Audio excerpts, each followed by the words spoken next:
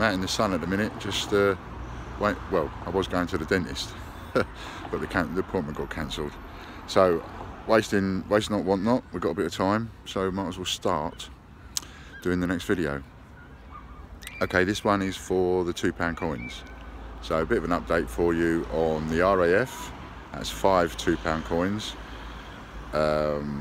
Jane Austen and Aviation and Armistice, Frankenstein and the 2018 Cook. So that's the information for this video, nothing else.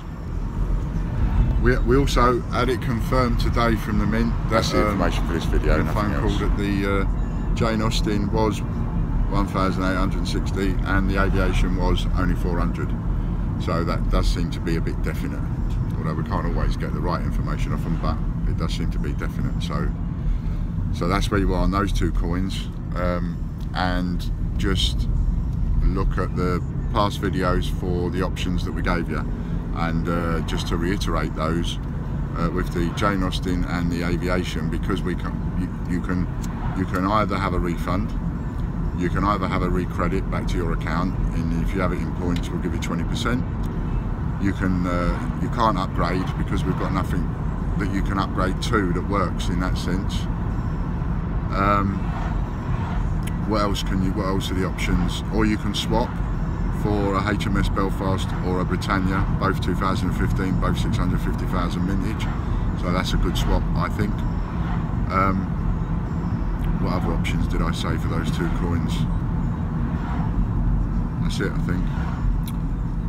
So you can have a refund, you can have a recredit, or you can swap for something else on the Jane Austen and the Aviation. Must have looked like a bit of a nutcase today doing part of the video, standing outside the dentist. But I'm up against it today, so I've got to take advantage of every minute I've got. So then, £2 coins. The Mint still say, as of this morning, that they're not going to be released into circulation. But then again, the Mint told us 2 weeks ago that they weren't releasing 2019 A to Z 10p's, and look what's just happened. So they know this information, they just don't want to give it out. And the reason they don't want to give it out, well, make your own mind up on that. Anyway, so where does that bring us? So just to clear something up, just as I've said with the other coin this morning, Gruffalo,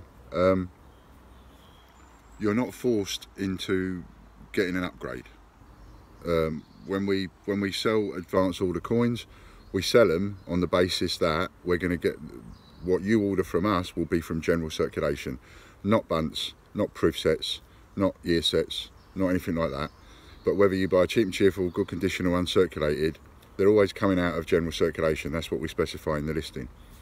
And just as well we have specified that, because now we've got a total of 11, 12 coins, 13 coins I count, that are not exactly getting released into circulation. You've got the Jane Austen, the Aviation, then you've got 5 RAFs, that's 7, then you've got Armistice 8, Frankenstein 9, Captain Cook 10, and you've got the Gruffalo 11, and you've got Snowman 12, and quite possibly, although we can't get an answer on it yet, but you know, if they're doing it to the Gruffalo, they might even do it to the Brexit, so you could have 13. But there's, like, you know, so it's a dozen coins that they've done it to, which is really unusual and is going to cause all sorts of issues for collectors and one thing and another. But there you go, there's nothing we can do about that. That's just what they do. So what information can I give you? So I'm not forcing you to buy the upgrades. You can have a refund into your PayPal account. That's no problem at all. We'll just cancel the sale. Or you can have the money put into your rewards account, and then we'll add 20%. If you have that done, we'll just email tgbch@outlook.com and Logan, and we will cancel the sale, pull the label, put the credits in your account.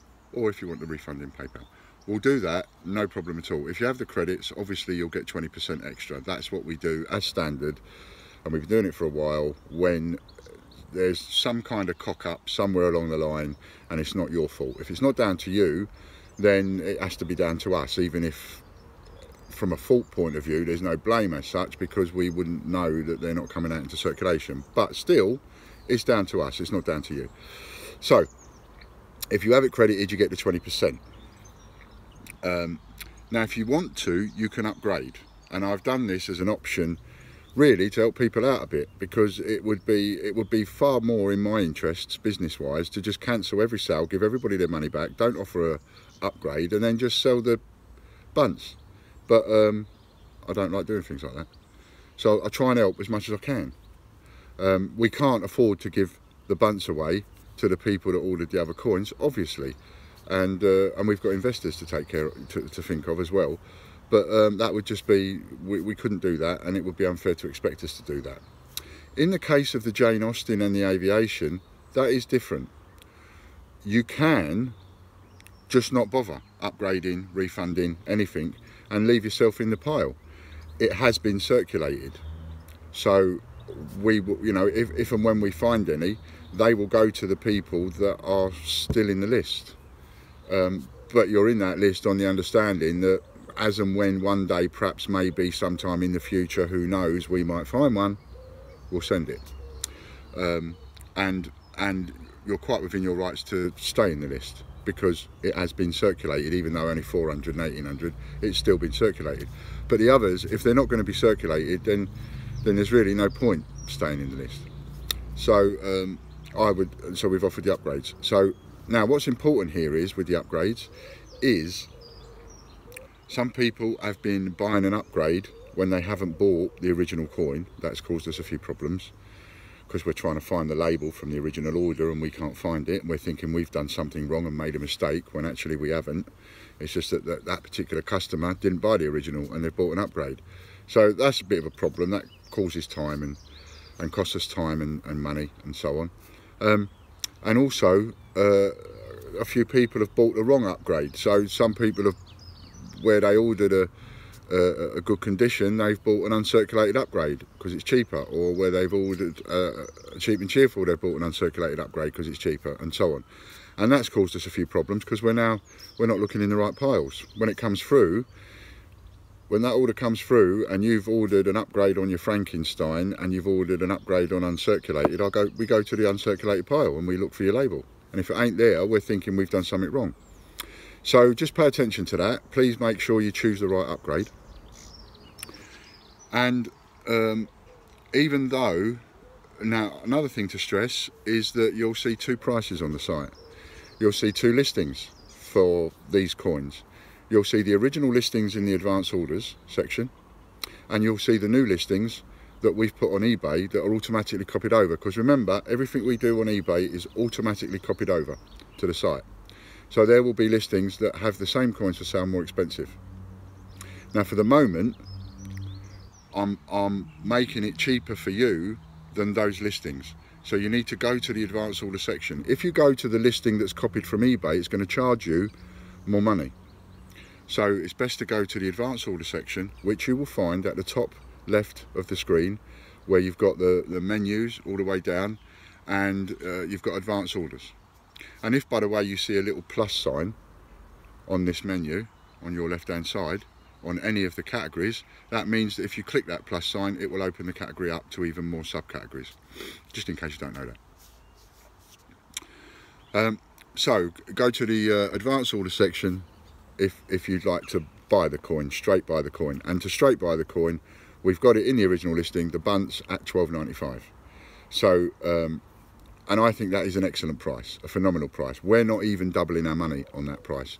And from a retail point of view, we should be doing 2.5 on everything, but we're less than double on that.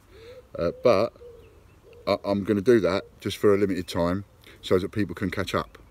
And then those listings will get deleted off the advanced orders, because there'll be no point having them in the advanced orders anymore, because we've got them in stock as a bunts, and we're not going to be taking advance orders on the good condition or uncirculated or general circulation coins. So they'll come out of the advanced order section and get deleted, and then all that will be left will be that listing. So crack on, go to the advanced order section and either upgrade if you want to upgrade, Or if you'd like to buy some more of the coins, just buy some more of the coins at £12.95, and you're getting the proper Royal Mint packaged product, which comes sealed with its stuff inside it. You know, there's generally certificates in there, and bunc and paraphernalia and information and all sorts of things on the particular coin. So for Frankenstein, there's a load of information in there on Frankenstein and that kind of thing. Okay, so that's where we are with that. So getting back onto the £2 coins then. So one of the things I can tell you is that the centenary £2 coin out of the 5 RAF is the slowest selling coin. It is the one that is wanted the least. All the other RAF coins, the other 4, they're all pretty pictures of planes, and they sell more than the centenary. Now what does that tell you? Because I know what it tells me. It might tell you, oh, it's not worth having. What it tells me is that if that's the coin that is wanted the least, if that is the coin that is sold the least, when all of this is finished and all of this is over and there are no more of these, like past, you can't get hold of them apart from buying and selling them on eBay, Amazon, things like that, you know, from people that have already got them, but you can't buy more from a mint or and so on and so forth. So when all of this is died down, I think, and the dust settles, I think that the centenary will end up being the rarest and therefore the most expensive. That's what I think. Because if it's wanted the least, if it sells the least, that means it's going to be the one that has the least amount out there in not in circulation, but in population. And so because it will be the least, it will then inadvertently end up being the rarest. Do you see that?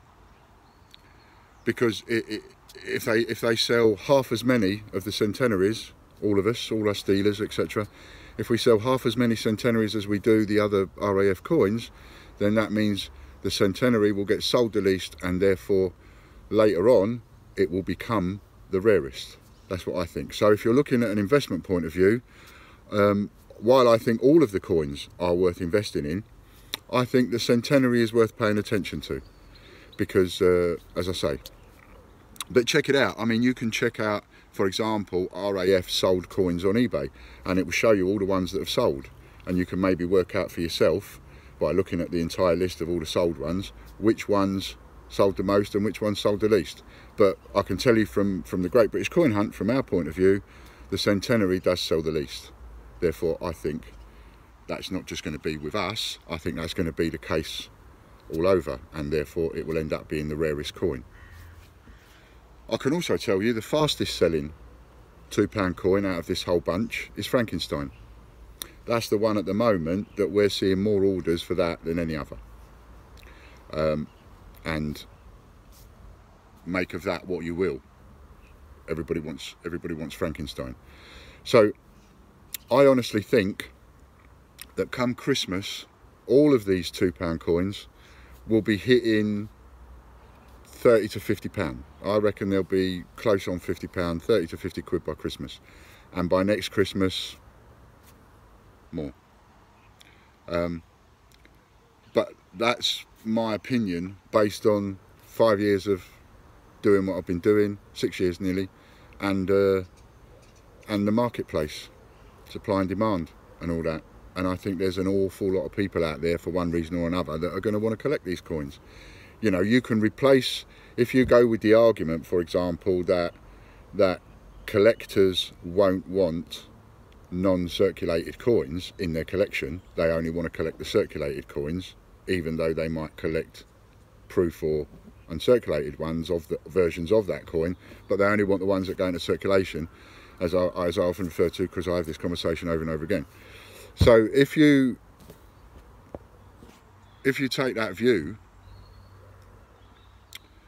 that only people will only want those coins, well, those people that are now out the frame because they don't want the coins, so therefore they're not going to buy them, they're not in the marketplace, will they get replaced? And they're replaced by all of the people that are interested in a Vulcan, all of the people that are interested in a Sea King, the same with the Spitfire, the same with the other one, and the same with the Centenary. because the centenary coin is an ideal present to buy somebody that's just been in the RAF without necessarily knowing what they've flown, or for someone, you know. So we've got all these people now coming into the marketplace that weren't interested in coins.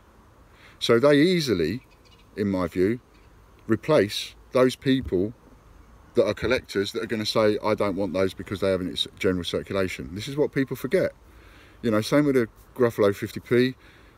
There's 1 million or more people around the world that are interested in the Gruffalo. And Frankenstein, it's quite a big seller because people are there's all sorts of collectors interested in Frankenstein. There are people that will collect Frankenstein that don't collect other stuff, but if it's to do with Frankenstein, they'll get it and add it to their collection, whether that be a coin or a placemat. And so you have to factor these in.